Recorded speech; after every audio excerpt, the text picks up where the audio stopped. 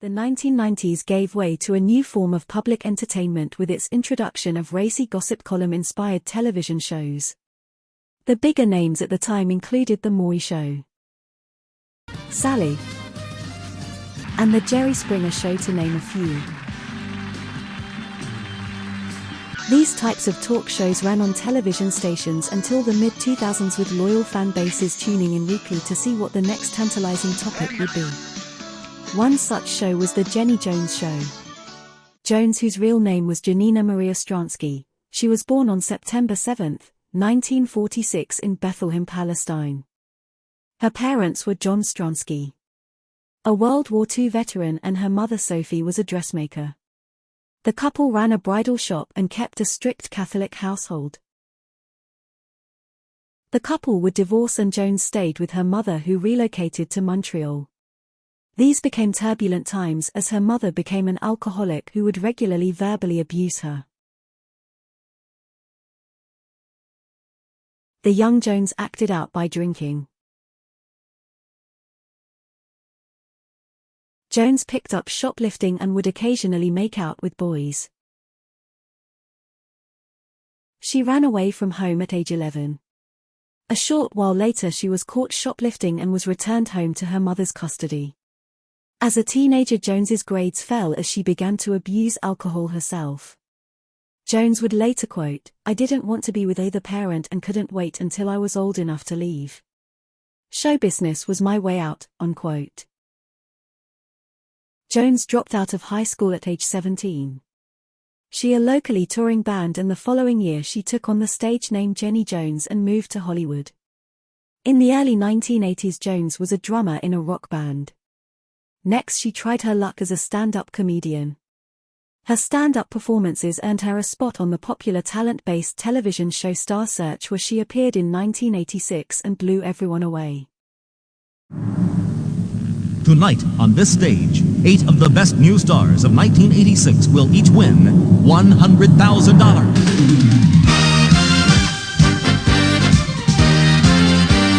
From Hollywood, it's the exciting final round of competition on Star Search with your host, Ed McMahon. She's from London, Ontario, Canada. Welcome, Jenny Jones.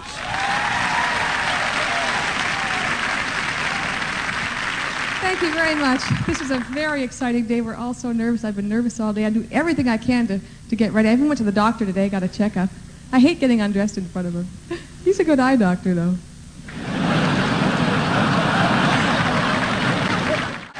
Now the comics. Evan Davis, Jenny Jones. Jenny Jones! Jones left as the winner of the competition. Jones also appeared on other well-known television shows such as The Price is Right, Match Game, and Press You Luck. Jones continued to pursue a career in stand-up, headlining for Jerry Seinfeld. As her value continued to increase, she featured in a comedy show titled Girls' Night Out, which sold out 10 consecutive shows, which led to an interview on the show 2020. Jones would soon land her own show called The Jenny Jones Show. The new daytime talk show premiered in September of 1991.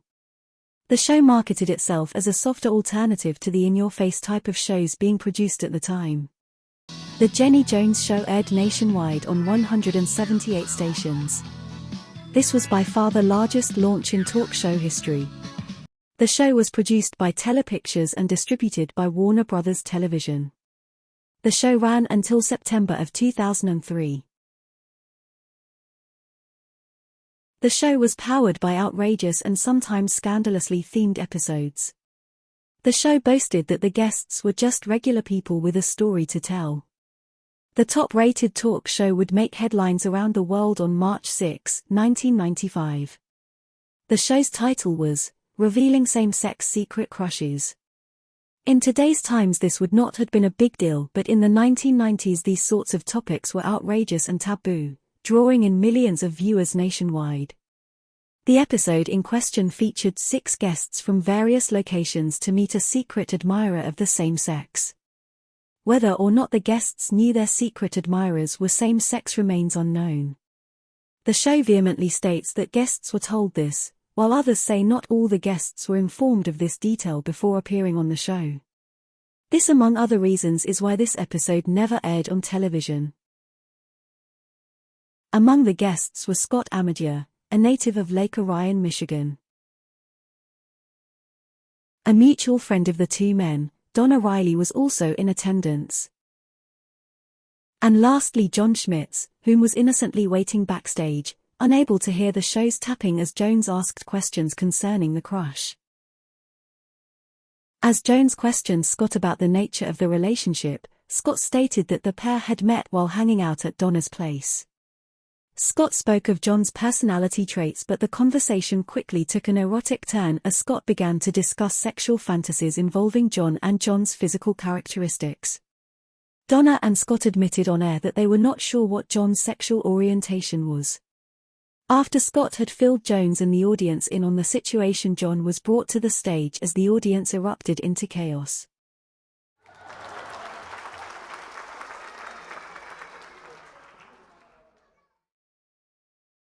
As John walks on stage, he looks like a deer in the headlights as he is warmly embraced by Scott.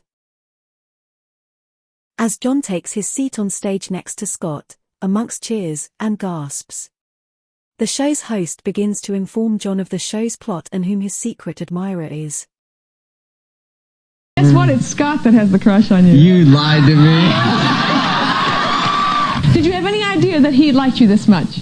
No, I did not. Can you tell us what your status is? Are you involved with anybody, or? No, but I am definitely heterosexual, I guess you could say. During the show's taping, John seemed light-hearted although clearly embarrassed. This must have been a lot to take in for John. Before the show, both men lived relatively quiet Midwestern lives, but due to the talk show they were now the talk of the town throughout the country.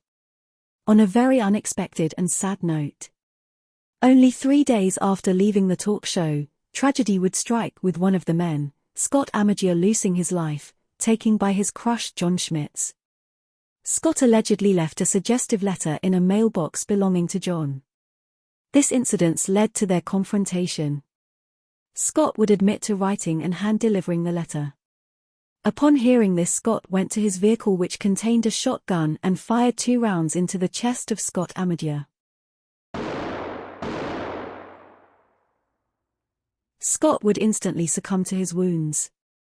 Scott immediately called 911, confessing to have just murdered Scott in cold blood. As news spread amongst news sources and tabloids, the incident was coined the Jenny Jones murder. During the trial of John Schmitz, his lawyers used a gay panic defense and in part blamed the show for ambushing their client with such a messy storyline. Jenny Jones herself was called as a witness to testify in the trial. The talk show host looks poised and timid as she acts like she had nothing to do with the crime's build-up. Do you recall when John came out on stage? When John came out on stage, that you asked to have a clip of what was just said by Mr. Amador replayed for the benefit of John? Yes, I do recall. Yes. And you recall the content of that clip that was replayed, correct?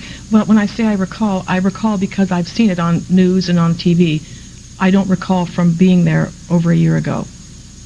But I've seen the tape, and so it's refreshed my memory. Thank you. Okay. That clip repeated a pornographic fantasy that Mr. Amador had for John, isn't that correct? I didn't think it was pornographic, but it did repeat the fantasy. Right. And you were made aware of that fantasy, again, through your pre-interview notes or script, is that correct? Yes. You never talked to John Schmitz before he came onto the show, isn't that correct? No. You didn't? Well, it'd be a good idea, Ron, if you took Mr. Amador and Miss Riley out for a drink. Did you suggest that? No. Would you encourage that? No. Would you discourage that? Yes. How have you had reason to discourage that? Yes.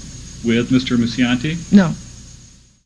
John's defense team argued that the unfortunate incident never happens if John was not brought on national television to be subsequently shamed on the episode in front of millions of viewers. Some, including the family of Scott Amador, blames the talk show. stating Scott was killed in part because of the show and was used for entertainment purposes on television. Although Jenny Jones and her daytime talk show were cleared of any legal ramifications surrounding the incident, John Schmitz would eventually be sentenced to 25 to 50 years behind bars. He was ultimately retried and released from prison in 2017. After his release, various news outlets attempted to contact him for interview, but John was unable to be located at his last known address. Do you think the Jenny Jones show shared any blame? Please, leave a comment. I would love to know your thoughts.